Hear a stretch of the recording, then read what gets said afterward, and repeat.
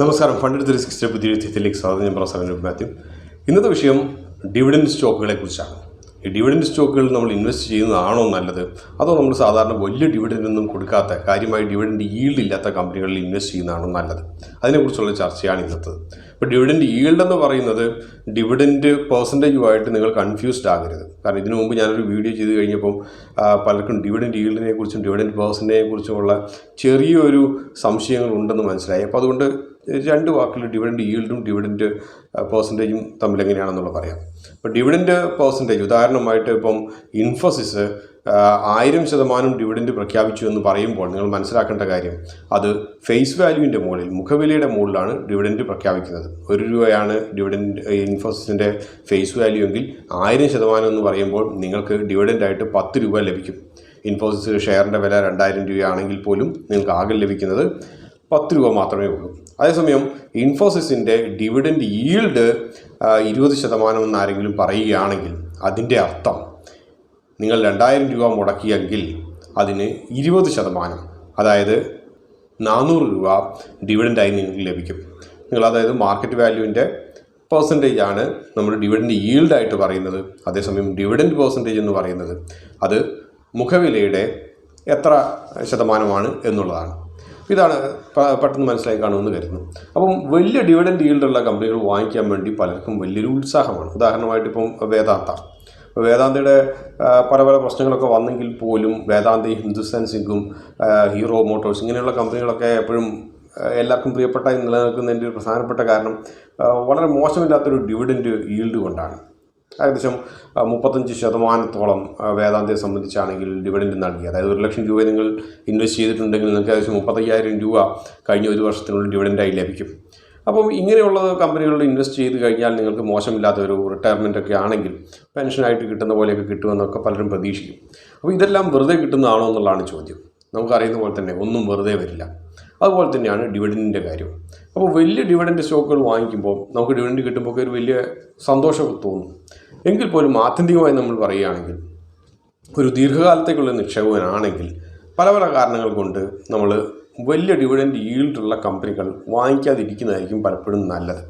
അത് എന്തുകൊണ്ടാണെന്നുള്ളത് അറിയണമെങ്കിൽ എന്തുകൊണ്ടാണ് കമ്പനികൾ ഡിവിഡൻഡ് പ്രധാനമായും കൊടുക്കുന്നതെന്ന് ആദ്യം നമ്മൾ മനസ്സിലാക്കണം.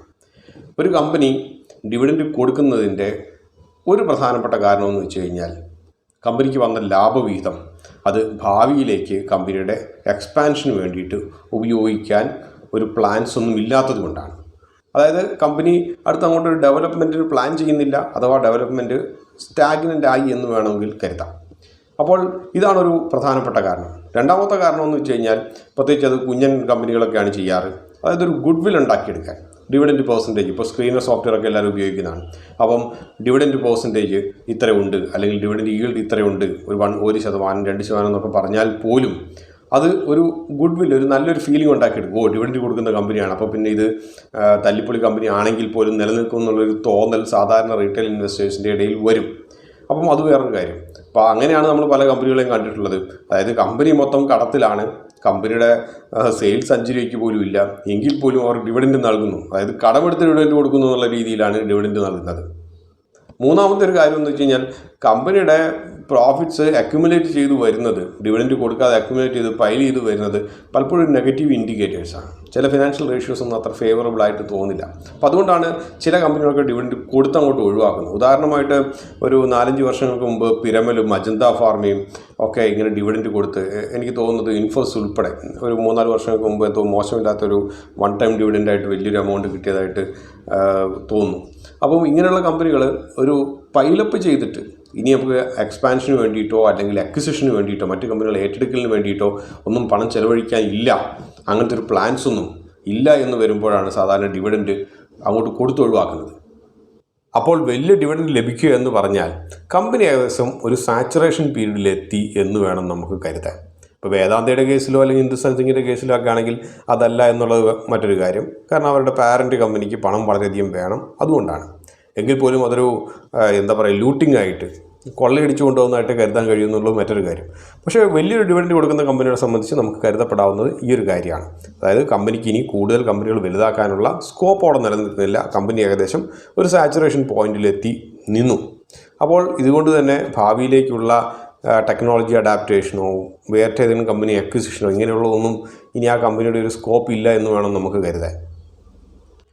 വലിയ ഡിവിഡൻറ്റിൻ്റെ മറ്റൊരു പ്രശ്നമാണ് നമുക്ക് ഡിവിഡൻറ്റ് സ്ട്രിപ്പിംഗ് പോലുള്ള ഒരു പ്രശ്നങ്ങൾ. ഉദാഹരണമായിട്ട് പറയുകയാണെങ്കിൽ ഇപ്പം വേദാന്ത ഏകദേശം 300 രൂപയുടെ അടുത്ത് ട്രേഡ് ചെയ്യുകയാണെങ്കിൽ 20 രൂപ ഡിവിഡൻറ്റ് പ്രഖ്യാപിച്ചു കഴിഞ്ഞാൽ F&O ഉൾപ്പെടെ ഈ പറഞ്ഞതുപോലെ ഈ ഒരു 20 രൂപ കുറഞ്ഞിട്ടുള്ള ഒരു പ്രൈസിലേക്ക് സ്ട്രൈക്ക് പ്രൈസിലേക്കൊക്കെ റിവൈസ് ചെയ്യും. അതേപോലെ തന്നെ നമുക്കറിയാൻ കഴിയും അത്രയും തന്നെ ഏകദേശം കുറയും. അപ്പോൾ അതുപോലെ തന്നെ കുഞ്ഞു കുഞ്ഞു ഡിവിഡൻറ്റുകളൊക്കെയാണ് കൊടുക്കുന്നതെങ്കിൽ വലിയൊരു പെർസെൻറ്റേജ് ഒന്നും വരുന്നില്ല, 0.5% 0.25% എന്ന രീതിയിലൊക്കെയാണ് വരുന്നതെങ്കിൽ ഇത് കാര്യമായിട്ട് ബാധിക്കില്ല. എങ്കിൽ പോലും ആത്യന്തികമായി ബാധിക്കും. നിങ്ങൾ മനസ്സിലാക്കേണ്ട ഒരു കാര്യം, ഒന്നും വെറുതെ വരുന്നില്ല.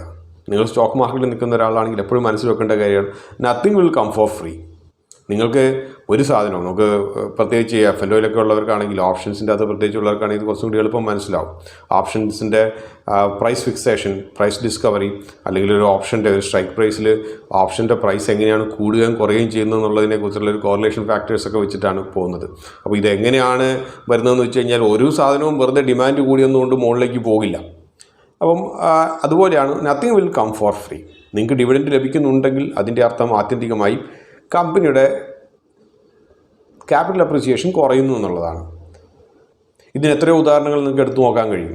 വേദാന്തയോ അല്ലെങ്കിൽ ഏതെങ്കിലും പബ്ലിക് ലിമിറ്റഡ് കമ്പനികൾ, ഗവൺമെൻറ്റിൻ്റെ പബ്ലിക് സെക്ടർ കമ്പനികളോ ഏത് വേണമെങ്കിലും എടുത്തു നോക്കുക. അതായത് എത്രത്തോളം ഡിവിഡൻറ്റ് കൊടുക്കുന്നുണ്ടോ അത്രത്തോളം അതിൻ്റെ മുകളിലേക്കുള്ള സ്റ്റോക്ക് പ്രൈസിൻ്റെ വളർച്ച കുറഞ്ഞതായിട്ട് നമുക്ക് കാണാൻ കഴിയും. അതേസമയം കാര്യമായിട്ട് ഡിവിഡൻറ്റ് കൊടുക്കാത്ത പല കമ്പനികളുമുണ്ട്. അവർ കമ്പനികൾ സ്റ്റോക്ക് പ്രൈസിൻ്റെ അതേസമയം കാര്യമായി ഡിവിഡൻറ്റ് കൊടുക്കാത്ത കമ്പനികളെ നിങ്ങൾക്ക് കാണാൻ കഴിയും. ആ കമ്പനികളെ സംബന്ധിച്ച് കമ്പനികൾ റീഇൻവെസ്റ്റ് ചെയ്യാണ് ഡിവിഡൻറ്റ്. അപ്പോൾ അതുകൊണ്ട് സംഭവിക്കുന്ന ഒരു കാര്യം എന്ന് വെച്ച് കഴിഞ്ഞാൽ കമ്പനിയുടെ പുതിയ എക്സ്പാൻഷൻ പ്ലാൻസിലേക്ക് പോകുന്നു, ഭാവിയിലേക്കുള്ള ടെക്നോളജി അഡാപ്റ്റേഷനിലേക്ക് പോകുന്നു. അതുകൊണ്ട് തന്നെ ഇത്തരം കമ്പനികളിൽ നമുക്ക് കൂടുതൽ ഒരു കോൺഫിഡൻസ് നമുക്ക് ഇൻവെസ്റ്റ് ചെയ്യാൻ കഴിയും. പിന്നെ പബ്ലിക് സെക്ടർ കമ്പനികൾ എന്തുകൊണ്ട് കൂടുതൽ ഡിവിഡൻറ്റ് കൊടുക്കുന്നു എന്നുള്ളത്, ഗവൺമെൻറ് കമ്പനികൾ കൊടുക്കുന്നു എന്നുള്ളത് മറ്റൊരു കാരണമാണ്. കാരണം ഗവൺമെൻറ്റിന് കൂടുതൽ പണം വേണം, അപ്പോൾ അതുകൊണ്ട് കൂടുതൽ ലാഭം വീതം കൊടുത്തൊഴിവാക്കുക. അതേസമയം ഫണ്ട് ഇൻഫ്യൂഷന് ക്ഷാമവും വരുന്നുമില്ല. കാരണം ഗവൺമെൻറ് എപ്പോഴും പബ്ലിക് സെക്ടർ PSUസിൻ്റെ സ്റ്റേക്ക് ഡൈല്യൂട്ട് ചെയ്തുകൊണ്ടേയിരിക്കുകയാണ്. അപ്പോൾ അതുകൊണ്ടാണ് നമ്മൾ പലപ്പോഴും പറയുന്നത് ഗവൺമെൻറ് സ്റ്റേക്ക് വിറ്റൊഴിക്കലുണ്ടെങ്കിൽ കൂടിയും പബ്ലിക് സെക്ടർ കമ്പനികളെ അഥവാ ഗവൺമെൻറ് വരുമാനത്തിനെ അത് കാര്യമായിട്ട് ബാധിക്കുന്നില്ല എന്ന് പറയുന്നതിൻ്റെ ഒരു കാരണം അതാണ്. എങ്കിൽ പോലും സാധാരണ ജനങ്ങൾക്ക് പെട്ടെന്നൊരു തോന്നൽ വിറ്റൊഴിവാക്കി പോവുകയാണെന്നുള്ളതാണ്. പക്ഷേ ആക്ച്വലി നടക്കുന്നത് വിറ്റൊഴിവാക്കലിനേക്കാൾ കൂടുതലായിട്ട് ഫണ്ട് ഇൻഫ്യൂഷനാണ് ഗവൺമെൻറ് നടത്തുന്നത്. അപ്പോൾ ഇതൊരു ചെറിയൊരു ഫാക്ടറാണ്. അപ്പോൾ പബ്ലിക് സെക്ടർ കമ്പനികളെ സംബന്ധിച്ചോ അല്ലെങ്കിൽ നമ്മൾ വേദാന്തയുടെ കേസിൻ്റെ അകത്തോ കാരണങ്ങൾ അനവധിയാണ്. അത് നമുക്ക് ജനറലൈസ് ചെയ്യാൻ പറ്റുന്നതല്ല. പക്ഷേ ബാക്കിയുള്ള വലിയ ഡിവിഡൻറ്റ് നൽകുന്ന കമ്പനികളെ എപ്പോഴും നിങ്ങൾ സൂക്ഷിച്ചിരിക്കേണ്ടത് വളരെ ആവശ്യമാണ്. കാരണം രണ്ട് കാര്യങ്ങളിലാണ് ഇത് കോംപ്രമൈസ് ചെയ്യുന്നത്. ഒന്ന്, കമ്പനിക്ക് വലിയ ഒരു മുമ്പോട്ടുള്ള ഒരു ഗ്രോത്ത് ഇല്ല എന്നുള്ളത് കമ്പനി തന്നെ സമ്മതിക്കുന്നു. രണ്ട്, ഈ ഉയർന്ന ഡിവിഡൻറ്റ് നിങ്ങളുടെ ക്യാപിറ്റൽ അപ്രിസിയേഷൻ്റെ മുകളിലാണ് പോകുന്നത്. കമ്പനിക്ക് വലുതായിട്ടുള്ളൊരു വളർച്ച വരില്ല. നിങ്ങൾ വേദാന്തയുടെ ഷെയർ എടുത്ത് നോക്കുക, ഒരു വർഷത്തിനുള്ളിൽ അത് എന്തുമാത്രം വളർന്നു, നിങ്ങൾക്ക് ഡിവിഡൻറ്റ് ലഭിച്ചത് എത്രയാണ്. അപ്പോൾ ആ ഒരു ഡിവിഡൻറ്റ് ലഭിച്ചിരുന്നില്ലായിരുന്നെങ്കിൽ എത്രമാത്രം വളരുമായിരുന്നു എന്നുള്ളത് കൂടി കാൽക്കുലേറ്റ് ചെയ്ത് നോക്കാം. അപ്പം ഇതാണ് മറ്റൊരു കാരണം. മറ്റൊരു പ്രശ്നം, നമുക്ക് ഡിവിഡൻറ്റ് സത്യത്തിൽ ലഭിക്കുന്നത് കാര്യമായിട്ടൊരു ബെനിഫിറ്റ് ഇല്ല എന്നുള്ളതാണ്.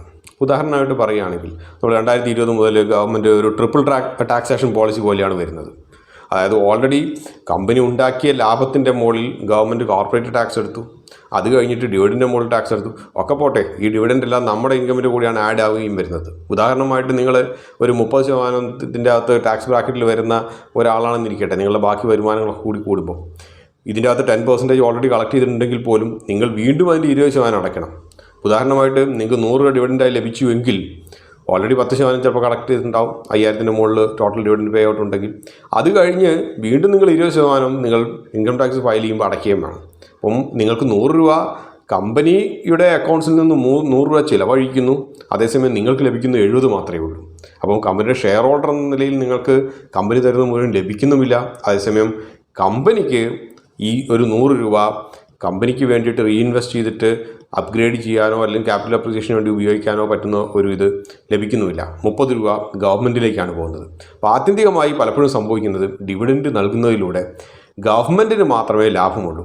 PSU കമ്പനികൾ ഡിവിഡൻറ്റ് വളരെയധികം കൊടുക്കുന്നതിൻ്റെ മറ്റൊരു രഹസ്യം അതാണ്. കാരണം ഇതിൻ്റെ അകത്ത് മൈനോറിറ്റി സ്റ്റേക്ക് ഹോൾഡേഴ്സിന് പോകുന്ന ഡിവിഡൻറ്റുകൾ പോലും കറങ്ങിത്തിരിഞ്ഞ് അതിൻ്റെ അകത്തുള്ള ടാക്സേഷൻ്റെ വകയായിട്ട് ഗവൺമെൻറ്റിലേക്ക് തന്നെ തിരിച്ചെത്തും. അതും മറ്റൊരു വിദ്യ തന്നെയാണ്. അപ്പോൾ അതുകൊണ്ട് തന്നെ ഞാൻ അവസാനമായിട്ട് ഒരു കണ്ടൻസ്ഡ് ഫോമിൽ പറയാനുള്ളൊരു കാര്യം, ഡിവിഡൻഡ് പേ ഔട്ട് അല്ലെങ്കിൽ ഡിവിഡൻഡ് ഈൽഡ് എന്ന് പറയുന്നത് നിങ്ങൾ ഒരിക്കലും ഒരു കമ്പനിയെ സെലക്ട് ചെയ്യാൻ ഒരു ഇൻഡിക്കേറ്ററായിട്ട് എടുക്കരുത്. കുഞ്ഞൻ കമ്പനികളാണെങ്കിൽ ഡിവിഡൻഡ് കൊടുത്തു എന്നുള്ള ഒറ്റ കാരണങ്ങൾ കൊണ്ട് നിങ്ങൾ മറ്റ് ഫിനാൻഷ്യൽ റേഷ്യോസൊക്കെ ഒഴിവാക്കി അത് നിങ്ങൾ സെലക്ട് ചെയ്യാൻ ഒരു പ്രചോദനമായി തീരുകയും ചെയ്യരുത്. കാരണം കുഞ്ഞൻ കമ്പനികൾ കൊടുക്കുന്ന ഡിവിഡൻഡുകൾ പലതും കടമെടുത്തിട്ടാകാൻ കൊടുക്കുന്നത്, അവരുടെ ഒരു ഗുഡ് വില്ല് കുറച്ചുകൂടി നന്നാക്കാൻ വേണ്ടിയിട്ട്. അപ്പോൾ ഡിവിഡൻഡ് എന്ന് പറയുന്നത് സത്യത്തിൽ ഇന്നത്തെ രീതിയിൽ അതൊരു ചെറിയൊരു കെണിയാണ്. നിങ്ങൾ കാര്യമായി സമയം ഇൻവെസ്റ്റ് ചെയ്ത് അനലൈസ് ചെയ്തിട്ടില്ലെങ്കിൽ ആ കെണിയിൽ നിങ്ങൾ വീണു പോകാനുള്ള സാധ്യതകൾ വളരെയേറെയുണ്ട്. അപ്പോൾ ഇതോട് ഈ ഒരു അധ്യായം ഇവിടെ അവസാനിക്കുകയാണ്. മറ്റൊരു അധ്യായത്തിൽ നമുക്ക് വീണ്ടും കാണാം. അതുവരെ നന്ദി, നമസ്കാരം.